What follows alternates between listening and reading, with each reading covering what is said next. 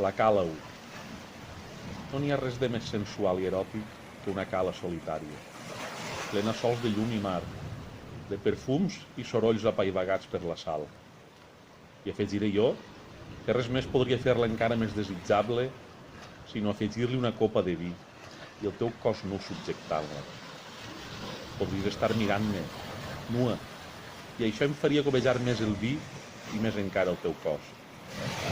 No, definitivament no n'hi ha res de més eròtic i sensual que el teu cos nu en una cala solitària, nua i, per què no, subjectant una copa de vi, només per mirar-me, entre llum i mar, nua.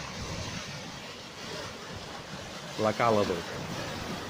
Baixava pas a pas, serpejant la senda amb el meu cos, sempre ansiós de trobar-te. Les agulles dels pins punxaven l'aire provant de ferir-me, sabent que anava encegat al món. Cada instant que m'acostava a tu, m'acostava també el desencís de no gaudir el teu cop més. Tants cops ja. Cercava el sol amb la mirada, enfosquit per la teranyina sedosa de la boira humida i gairebé salada.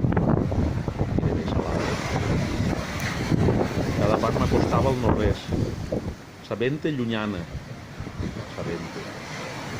Cada pas m'acostava a aquella cala buida de tu, sols plena de records amb regust de salnitre, de sons de mar que les gavines s'engolien, plena de tu, sense tu.